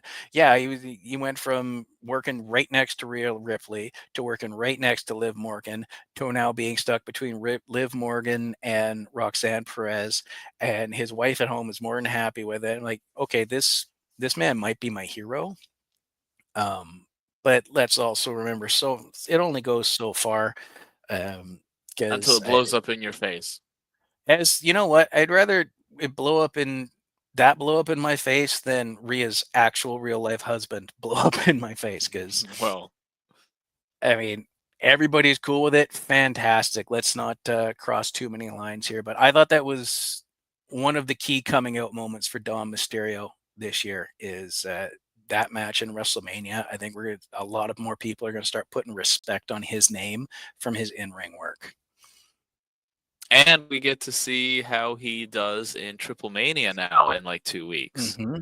Because that's a Yeah. whole other demographic. You know, they'll have a whole other reaction, maybe an even stronger reaction to him, Mm-hmm. and see how he, does with those guys. And I'm excited to see all of that. Yeah, and he had a. Oh, I'm blanking on who he was facing at WrestleMania when they brought in the AAA guys. Um, I think it was like a multi-man. It was a fatal yeah, four-way, yeah, and it was literally the fourth guy. Like none of us put our money on him, and yeah, then he ended up smoking everybody. yeah. Well, I mean, he snuck away with the sleazeball finish, but Well, no, but he had a match with a AAA guy that weekend as well, and I can't remember for the life of me who it was now, like at all. I'm it sure wasn't Dom. Vikingo, was it, Yes, it was. for the title? I Yes, it think was. it was against Vikingo for the title, and I was like, No, what is going no, on? was that Chad Gable? Oh, that was Chad Oh. Gable. Anyways, he had a good coming out with AAA. He did something WrestleMania weekend, or my head's completely up my ass, and I probably should stop smoking. Um, And you Either watch way, way too much wrestling to or remember what all of it. you know what, there is that too. I crammed the WrestleMania stuff in as well, but I think this year is a coming out year for Dom. I think we can look at the WrestleMania and SummerSlam matches as big time bell to bell coming out parties for him, and he's been killing it character wise for 2 years now in the Yep. Judgment Day, and they have him planted right with great guys. Yeah, Jeff's agreeing it is Chad versus Vikingo. I could I could have sworn that he was with somebody on the AAA show as well, or maybe it was SmackDown before WrestleMania. There's something there. I'll have to figure it out at some other point, because we're almost an hour and a half into this. We got one more match and one more moment to discuss, so let's get to it. The AEW produced, from what I saw at least, World Heavyweight Championship match. John Cena turned babyface. Oh, boy, howdy! I watched SmackDown specifically to see exactly what that promo was about, because I saw a couple of things like, is Cena a babyface now for this promo? I'm like, what the fuck happened? So that was why I caught up on it specifically rather than avoiding it. We've seen abandoned storylines before. Let's not forget that the NWO died a death where I believe Vince McMahon just said, fuck it, we're done on live TV, or something along those lines. The Goldberg Jericho thing, that got just absolutely stomped into the ground for no apparent reason. We see this stuff all the time. I mean, we at least have a reason as to why Mr. McMahon getting blown up in his limousine was dropped the way it was, but we won't get into that either. At least they're like, go cut a promo, turn yourself back, babyface. Okay. Yeah, so I was supposed to have a bunch of backup. I got talked into a bunch of shit, and now they're not here doing anything. So why am I putting so much effort into this shit? Um, led us to a babyface street fight. Okay. So No, not okay. well, No. there was some sarcasm on that. Okay, it's kind Uh, of like a it's like, hey, check out what happens when I put this penny in a light socket. Okay, go ahead. You got an opinion. Go no, run, I my mean, friend. I was waiting for somebody to do something heinous, and just it never happened. Like I thought the John Cena face turn promo was all a ruse, Hmm. and I honestly had this on my bingo card of the bell rings and John Cena's smile goes away and he does that forced frowny face that he does, and he was just gonna kick Cody in the balls 12 times and pin him, and that's what we get. And that's the main event of SummerSlam is You know like what? a 2.5 minute squash street fight. The fans, you deserve nothing. I will beat Cody's balls into a pulp and leave him here. Bye. That's what I was expecting. And I didn't get any of that. Fine. I didn't get any of that. Then I thought, okay, The Cody's whole taking apart the ring. Cool. I'm gonna go stab John Cena in the eye because I have to literally kill him to beat him because he's Super Cena. That Mhm. didn't happen either. So I'm like, what you said, a double babyface street fight. Nothing happened, in my opinion, of like what I was expecting. Like there was nothing crazy. That was just an oh my god, holy shit moment for the main event of a 2 night Mhm. SummerSlam until after the bell rang. Okay, we'll get into that in just a second. I mean, on your just wailing Cena in the balls till the match is over in 2.5 minutes. Well, Cena's been on the receiving end of that, kind of. Let's So not he forget so he got receipt. bounced like a ball. He got Cody didn't do it though, but yeah, but he got bounced like a ball in the SummerSlam main event by Brock Lesnar to the point where it was gross. I Like, don't have to tell you that that was one of my favorite matches of all time. It's just you watch the know what? John Cena ping pong ball. I would have liked to seen some offense out of him before that started, but yeah, no, I'm not gonna lie to you, that was fun to watch. It was that didn't piss me off nearly as much as the Randy Orton one. Um, Randy got done fucking dirty on that, but there's a whole show on Brock Lesnar somewhere. Um, Jamal here wasn't expecting season to turn back babyface this soon. Yeah, I mean, I kind of had that thought of maybe it ain't for real, but I mean, they had their little huggy embrace at the beginning, and his face sort of fell. I'm like, oh, here it comes, and then it Right? did, and I'm like, Oh, okay, whatever. Let's go. Eh, eh, I can't do anything about it at this point. I'm sitting on the couch. I need to see how this turns out. I had heard rumors of the aftermatch shenanigans, but I wasn't sure where they were happening, so that intrigued me. Um, the 417 false finishes based off getting out of one guy's finishing move. bro. If And I all of a wanted, sudden and all of a sudden that's the only move they know how to do now is yeah, their finishing move.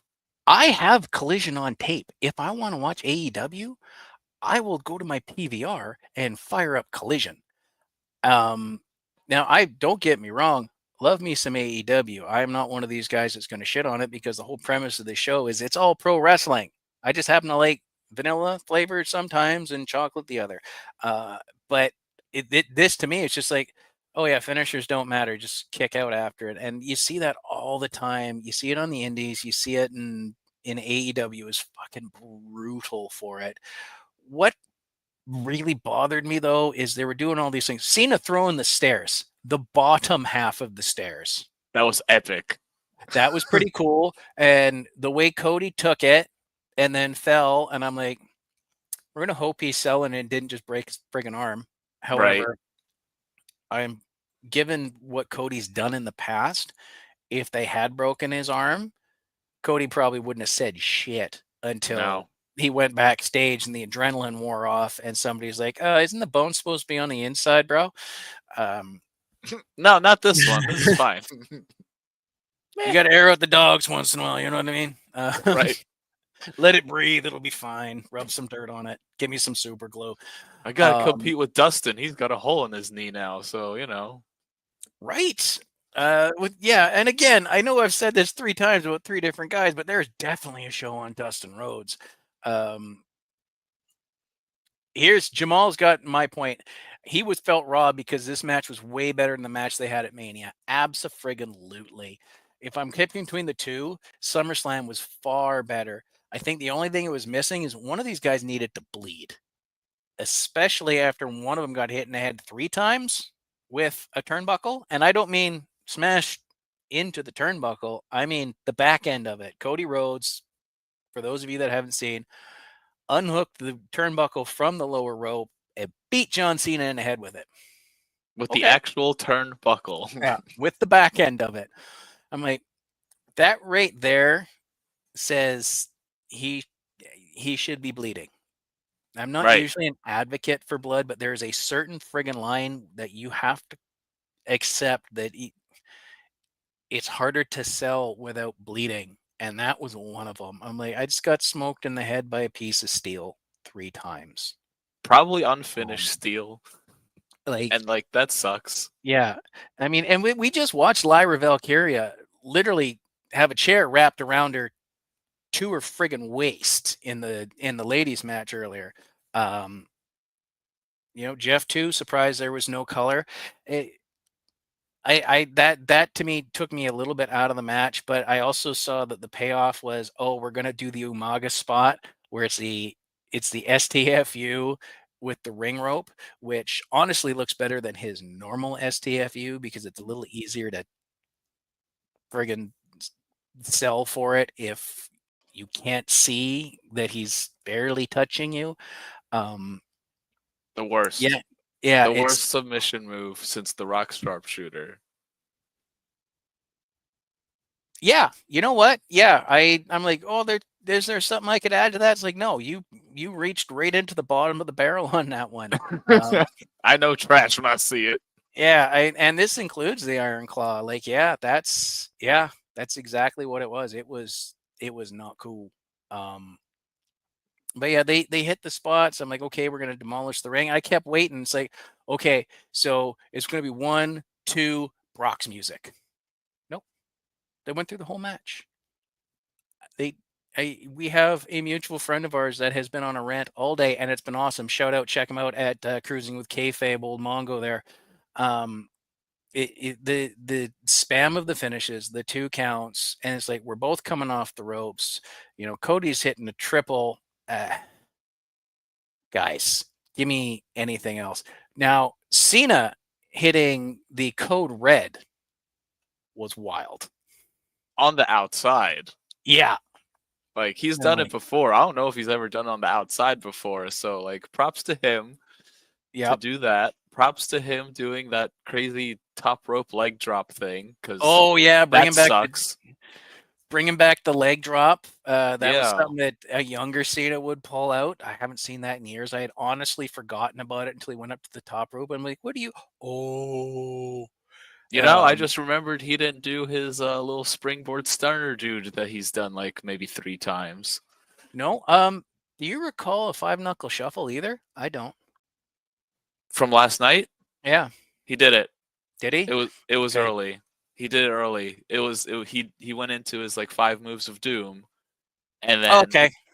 he got Cody up for the AA, and Cody got out of it immediately and just boos.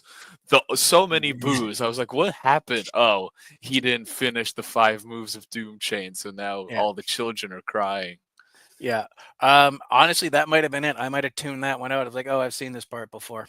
It's like, and I don't blame you. The second love that them. first shoulder block happens, I start looking down, I look away, It's something. like, oh yeah, no, I must have some energy to spend in Marvel Strike Force. I'll just rattle off a couple of quick things here. That joke was specifically aimed at Alex, Yes, I know. but yeah, it's just I thought they did really well. Cena is not known for having 5-star matches. This was definitely the better of their 2 matches. The clean finish was actually kind of cool. Although, is it really clean in a street fight? but at least it didn't have a stupid amount of run-ins, and that's what I was waiting for. Like I said, it was spoiled for me. Brock is in the building. I kept waiting for it. I Um, had no idea. I didn't hear a peep about that at all. Yeah. I was running a little bit behind on the show though. Jamal chiming in. The look on John's face when he hit the code red was priceless. Like a kid, I did it. I agree. He's like, holy shit! I actually pulled it off. That's fantastic. I think the only other one I would like to see that look on his face for is once in a while when Randy Orton hits one of these really wild RKOs. It's like, holy shit, we didn't even practice that thing. That was fucking cool, man. But yeah, like John sold it facially. It was just like, I did it. It was like, I thought for sure I was going to land square on my ass and end up with Cody in my tailpipe. Like, Ugh.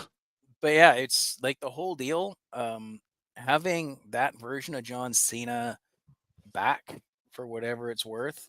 Um, yeah, I think Jamal, you did get ripped off there. I think anybody that's went to WrestleMania and not SummerSlam definitely missed out on the better of these two matches, and it, that's saying something because it's a whole passing the torch moment. I was kind of honestly hoping that we would see Homelander Cody emerge finally with John going babyface, and I think we kind of teased it with the turnbuckle spot where it's just I'm going to be draped in the American flag and I'm going to be the most evil son of a bitch walking planet Earth. And I'm like, oh, are we going Homeland? And then he put the thing down. He had that, um, oh god, that old Yeller moment of I'm sorry, but I'm putting you down. Yeah. Uh, they And pulled it he off. still didn't deliver it. I mean, he could have done something gnarly. Yep, could have. Could have done something to put a. Maybe they put too much stank on some of the other attempts at the Crossroads, and they just there's no, unless you want me to give it to him on a bed of nails. It's somewhere. John Moxley's already writing up a cease and desist letter for that comment. Um, I don't know. He didn't even do but one on a chair. He could have done one on a yeah, chair. I mean, there you go. Could have done it on the chair. Could have hit it on the stairs maybe or something. But it's just that one at the end, and it was that old Yeller "I'm sorry" moment. I know there was some pretty high impact stuff that happened right before that as well, so it's kind of leaning into that. But it just felt, it just felt. I don't. The word I'm looking for is escape me. Lackluster for a finish, maybe compared to everything else they threw in there. Uh, After he hit him with the 3 in the row and John Cena still kicked out, when he hit him with the one Crossroads and John Cena didn't kick out, I mhm. was like I don't know, fart in church is what I'm Yep. gonna say. That was just after a 2-night thing. We finish it with a single Crossroads, not on a chair, no hoopla, no special anything. Uh, hmm just felt flat on me. You got to watch out about finishes on those chairs, brother. It'll break your spine. Ask the Undertaker; he knows all about it. Um, I'm going to hell for that one. Just feel it. He's looking at you, brother. I don't know from where, but he's looking at you. yeah. Jamal agrees, waiting for the Homelander promo. I think a lot of us are. Did you I see think they Coach. chanted that at him? Yes, I did catch that. So he knows. Oh, I'm sure he's known for a long time. I If you told me he watched season one of The Boys and didn't go, "Oh, I'm putting this in my back pocket," I Mm. so I'm betting it's just wait for it, wait for it. Yeah, you gotta wait for the show to end, Yeah, and I probably mean, and let's be for honest, IP problems. Raw starts in under a minute at this point. It could be happening before we're done here. Who Right. knows? I I'll know maybe tomorrow night or Thursday. Probably won't watch Raw live tonight, although I am kind of curious because let's get to the last big surprise. Right after, well, no, it wasn't even right after the old Yeller because the only reason I knew something was up is because they didn't put the credits up yet. Like normally it's just the copyright yada yada yada thing in the bottom screen. Right. And had they thrown that up, I'd have shut it off. Had I not been expecting Brock Lesnar, I'd have shut it off and I'd have missed it. Brock Lesnar returns after what seemed to be a 45-minute post match with Cody and Cena, that went on for fucking ever again. There's a hug and there's some words that are shared and yada yada yada. Somebody will write about it in a book one day. Um, the Beast is back. Uh, Brock Lesnar of that's I got mine too. Brock Lesnar of 2025 looks a lot different from Brock Lesnar 2005, and I'm here for it. We've Canadianized this man. Came off the farm in Saskatchewan and rolled on down to New Jersey. Oh boy, howdy did that crowd get real loud for that. You Um, can't help it. I mean, oh, that's just the music, That's mhm. right behind the glass shattering, right behind the gong, the right behind the can you smell it? It's oh shit, someone's gonna get their crap kicked Well, in. yeah, it's the modern day APA music because the APA music hit, you're like, oh, somebody's gonna get beat up. Exactly. Except, this one's on For real. steroids because Brock is the most believable professional wrestler I have ever seen. Because this man will fuck you up, Hmm. period. And it has been proven. Um, Brock Lesnar, if I was offered the opportunity to sit down with him or, you know, go have a root canal, um, I'd probably take the root canal. That man scares me. He scares me, and he's like, yeah, I don't like people. I'm like, I'm not going to sit there and try to make small talk with him. You said book anybody for the Chris Jericho cruise. The last guy on my list is going to be Brock Lesnar. Oh, I want him on there so bad. I know he'll Brock, hate it, but for me, well, I that's want to meet him that's. so bad. I mean, I get that. It's just I don't want to be, I don't want to be anywhere near Brock Lesnar in a bad mood. I think 4 days with close quarters wrestling fans, knowing how we get, even the cool ones get a little bit weird because we have the drink package. Um, somebody's somebody's going to anger this man, and it's not going to end well. Um, I No. heard I heard Sabu wanted to do a spot where he got thrown off the cruise ship the year he was on. Um, I think that would happen because I don't think Brock would have a problem getting somebody up over those guardrails on deck 13. No. Um, He's F5 the shark. He can F5 a cruiser. I've seen him pick up Big Show. Like there ain't nothing this man can't do. Um, yeah, Jeff gets it. Somebody's getting fucking suplex. And then, Cowboy Brock, as your lovely fiance said, for the win, came down, took his sweet ass time getting to the ring, but he wasn't going in for a save. And Jamal is a different for me. He's going to walk up and say, "What up?" I mean, good. I, you're a better, less chicken shit man than I am because I, I put him in the same category I put Mike Tyson. I had a brief interaction with Mike Tyson once in San Antonio in 2001. He just looked at me and said, I want to shop. I took one look at this man who was basically a cube of muscle. He was as wide and as thick as he was tall. And I said, that's cool, man. And I just walked. I am not risking that man being in a bad mood and me having been to the bar too many times and fucking up because I've done that a couple times on the cruise. Um, that's all there is to it. It's like I don't want any part of accidentally catching Brock in a bad mood, especially if I know what I'm like if I've been to the bar a little too much. Yeah, but I was excited. I'm a Brock Lesnar fan. I poo-pooed him the first time he left WWE, but that was just being a butthurt mark, basically. I was sad he was leaving. I got his reasons. I was like, football? I don't want to have to watch football. You're not gonna do anything fun in football. I wanted to see him get his ass kicked in his UFC debut, and he did. But when I actually got to see the match, I went, oh, he made one mistake and he knew it the second he put his foot down. You knew it. He's like, ah, fuck. And that's when he got tapped. And then he had the career he had. Diverticulitis sort of derailed that. Maybe other fighters sort of figured out a way around Brock, but the key is not to fear, and Brock can smell fear. You know what? That is probably dead on, buddy. I appreciate that. Yeah, and I Brock and I might reenact a scene from No Holds Barred. You know the one? Dookie. Oh no, not that one. I was like, anyone but that one. Like, I thought you were gonna get the yeah. Zeus haircut for a second. Oh no, we won't be doing that, brother. That's not in the cards. Yeah, it's easier for me to go Hogan, but we won't be doing that either.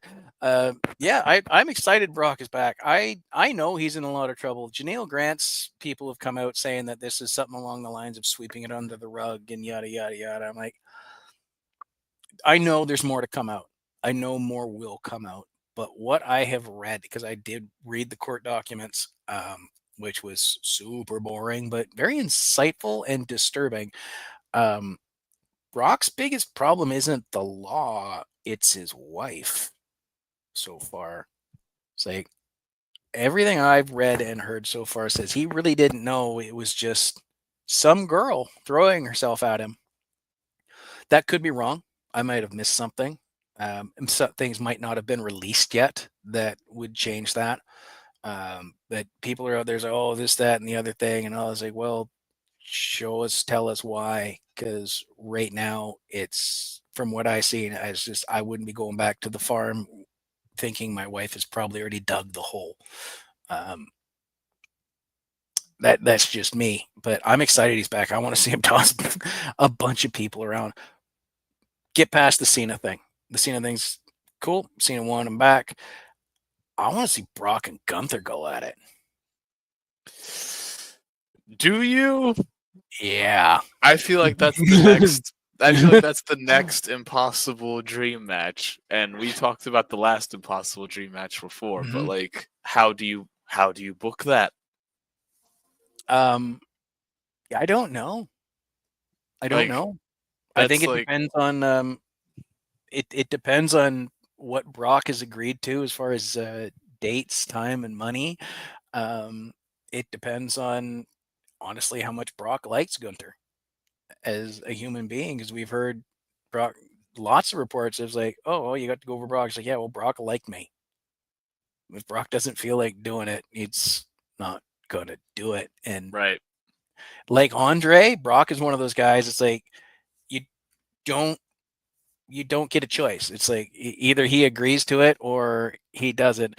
Brock versus Walter at Mania, calling it now. Jamal, I'm right there with you. I think that would be fantastic because, I mean, I don't know what's going on with that title picture, but it looks like Walter's going to be hovering around the outside at least for the interim. But yeah, how do you feel about Brock coming back? You were saying the music got you. What are your initial thoughts on all this mess that we've discussed? I mean, for better or for worse, like he entertains the crap out of me. Like because, like you said, like it's real. He's real. You don't know what he's gonna do. He's gonna do whatever he wants to do, unless he actually likes the plan that they wrote up for him or whatever. And like, that's what I want to see. I want to see what the heck he's gonna do. I want to see what he doesn't want to do, and there's not too many people around that do that. Like everyone's predictable. I feel like he's not. And whatever he does, whatever he says, whatever he comes out, it's must see TV for me, because at any given point he can just be like, wow, like this doesn't work for me, brother, and then just murder Nate somebody with his gloves off. And so to me, that's what it is for me. It's just like he's this super athlete person that I just need to see what he's going to do next. So I'm extremely excited. Yeah, I think you and I are on the same page here. I hope whatever's going on, it doesn't turn out that Brock's in a lot more trouble than we think. Because I want to see him stick around. I think Randy deserves a better match with him than they did at that SummerSlam. I get it. Oh, we want to build Brock into a beast. Yada yada yada. That was. Oh, if you haven't seen the Randy Orton Brock Lesnar SummerSlam match, go back and check that one out. It won't take you very long. I will warn you, it is not pretty, and I don't mean that as clunky. Oh, is that the? Yeah. Okay. That's where. Yeah. That's. It was. I don't even remember that match. I just remember how it ended, and that's why I watched Brock Lesnar. It ended and started the same way. It was. It That was was very Goldberg-esque. There wasn't a whole lot of time to it. It was incredibly short. It was just the severe beating right, of a third generation wrestler to the point where the Jericho tells this story all the time. It's like, I saw it and I was waiting for him in Gorilla when he came back and I got right in Brock's face. And immediately I'm like, I'm questioning Mr. Jericho's intelligence. right. Because, but then again, he has also gotten in a couple of fistfights with Goldberg. So he may be tougher than he looks. In fact, I'm going to give him credit for being tougher than he looks. But it's just one of those things where he got in Brock's face and Randy came back through the curtain. He's like, no, no, no, no, no, no. I agree to it. This went exactly as it was supposed to. And Jericho's like, oh, sorry. Well, how were we? Any of us were supposed to know? Who would agree Yeah. to this? You I mean, crazy bastard. that's it. Jamal, I think, speaks for all of us. As long as Vince doesn't come back, I'm good. Yeah, no, I think Yeah, I I mean that's where my mind is at. Like I don't want to get too much into it, but like I don't think any of that was Brock's idea. yeah, And that's I it feel like definitely. he was okay, but you know, what doesn't say like do it or you're fired kind of scenario. Hmm. To Hmm. so like maybe Brock was also afraid of something and he was like, "Well, the boss says that I got to go through whatever Hey, this is." or it could just be you can say, oh, job perk as long as my wife doesn't find out, or just ooh, this girl from the office. Okay, like we may never actually know how that turns out, although it sounds like court documents are eventually going to reveal that. Because as long as I know, a while back, people were super upset that Vince was acquitted. That was just for money distribution relating to other cases of hush money. He is Right. still on deck for not just the lawsuit, but I believe the feds are looking at him um, as some sort of trafficking charges. I don't want to get too deep into that, but I believe he is still in trouble on the Janelle Grant front on both the civil and criminal fronts. We'll just have to wait to see how that turns out. But And then he went ahead and rear-ended the crap out of somebody. oh yeah, yeah, yeah. Vince recently did that too. Crashed his car, which is weird because if you listen to the Pritchard show, something to wrestle with, Bruce tells a lot of stories about how good a driver Vince is. Surprised that didn't happen sooner.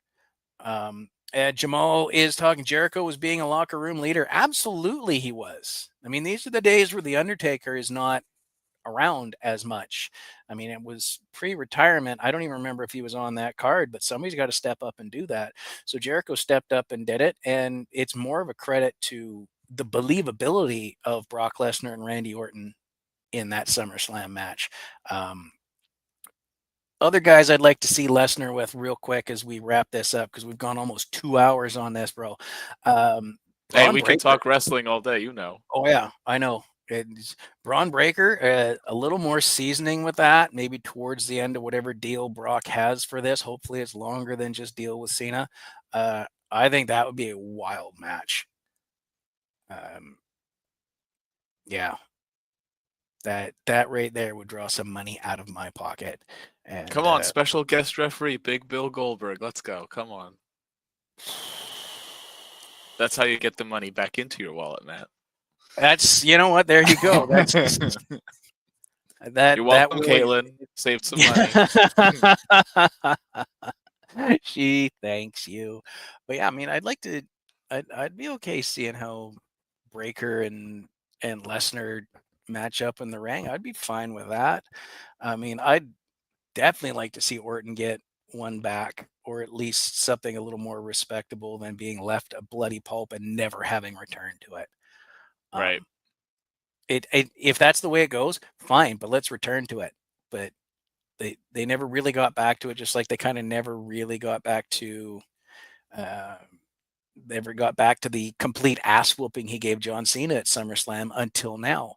And Jamal's ready to go. Cena versus Lesnar in Paris. I mean, yeah, I'm for it. Let's go. I remember when Lesnar was already a world champ. John Cena had just started his rap gimmick. I'm like, really? You're putting Cena in there with Lesnar right away? I wasn't. Cena hadn't quite convinced everybody that he was going to be a thing. I mean, that's a tough gimmick to I'm evolve out still of, not but he did. convinced. That's fine. You don't have to be convinced for very much longer. It'll be I'm that. counting the days as much as he is. I agree. Just go be Peacemaker. I'm glad he's getting his run, but yeah, yeah. Let's go. Let's have a Lesnar Cena showdown. I don't think we've seen the last of John getting bounced like a ball, and I'm sure about that. Jeff would like to see a little redemption for Randall, uh, and yeah, Brock and Braun would be solid. Like just like, yeah, hit me as hard as you want, throw me as far as you can. Let's fucking go. Um, yeah, that's a Steiner. Oh, I mean, what about the other Braun? I think that would be fun. Brock Lesnar Bronson versus Reed. Bronson Reed. I could see Uh, that. Bronson of Reed, like, big tough dude, and just and Brock like no selling a tsunami or some shit. I don't know, something crazy like that, or not, and or just not. F5ing him afterwards. And like, let's be honest, to Brock to throw around a guy like Big Bronson Reed, that's going to look impressive. I mean, go back and look how impressive it was when he tossed around Mark Henry. Like Yep. there's less leverage there than he had with Big Show. Jeff is looking Brock versus Cross. Oh, I would love that. Hopefully, Carry and Cross can get some sort of momentum going there. John got to pull out the jersey one last time, though. Yeah, yeah. Let's get that thugonomics back one last time. I don't want to see CM Punk as the last one to be a doctor of thugonomics. Ugh. I mean, and that was one of the other lines, and we forgot to mention it, or I forgot to mention it when we were talking about John's face turd. He said, "The only platinum rapper coming to whip your ass at SummerSlam is me," and I'm like, "That's a fucking hell of a callback right there." That was a great Um, line. Yeah, for sure. that But was then he didn't brilliant. even rap. Come on, like he gotta. No, He should have. That would have I been a mean, hell of a pop. we got to get through October to get to his last date, so maybe something around Halloween, um, or maybe we could just do a throwback thing. He can bag on Brock about cutting his hair and shaving his beard. Um, I don't know. I don't know is I'm excited for it. Brock to be back. I, other than the wait in the post match stuff, and maybe it felt longer because I was waiting on it at that point. I'm like, well, Brock's gonna come out and do something. I thought, oh, maybe Cody's gonna walk through the door, the curtain up at the top, and all of a sudden he's gonna come rolling back down the aisle, all beat up after a second. But nope, left the side stage. Brock's music hit, and what happened happened.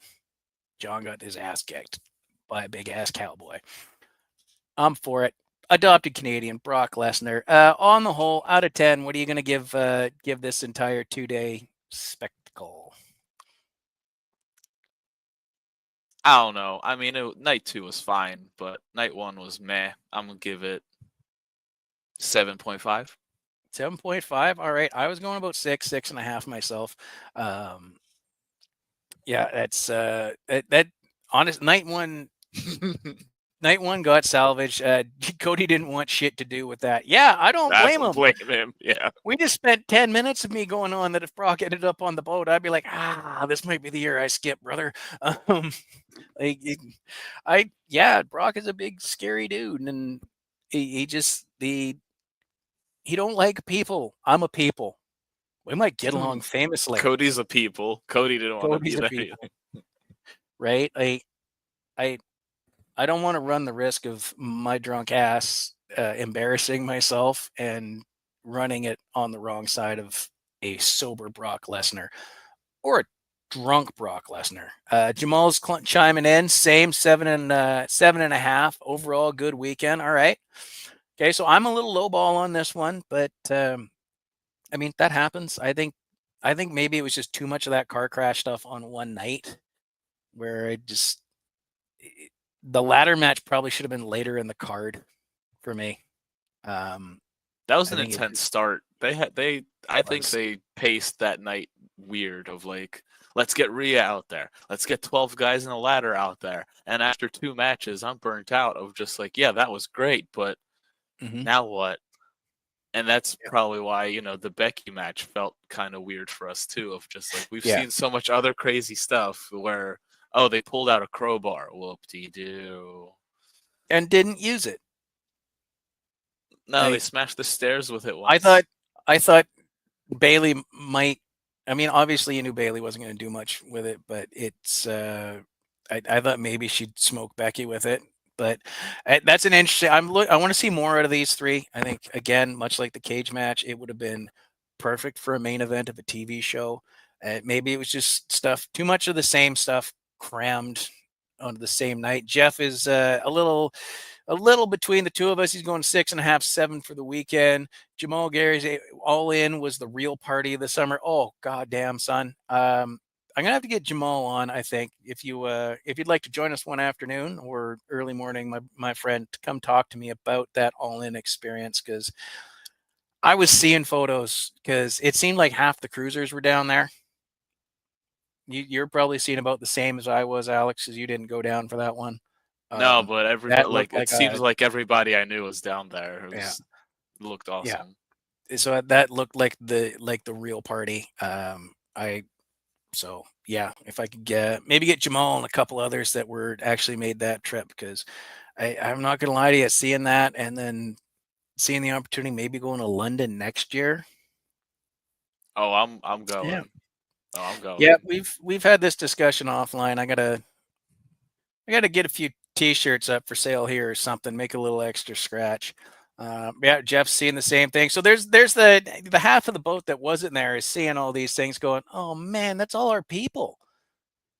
Like it's great when, because I mean, whether Jamal tags himself in photos or puts up photos or somebody else tags him, we see half the boat just through Jamal's feed because he's either posting the photo or being tagged in it. And it's great. It's like, oh, so and so and so and so and so and so, and oh man, and that pool looks nice. And so yeah, but the real party of the summer, all in SummerSlam.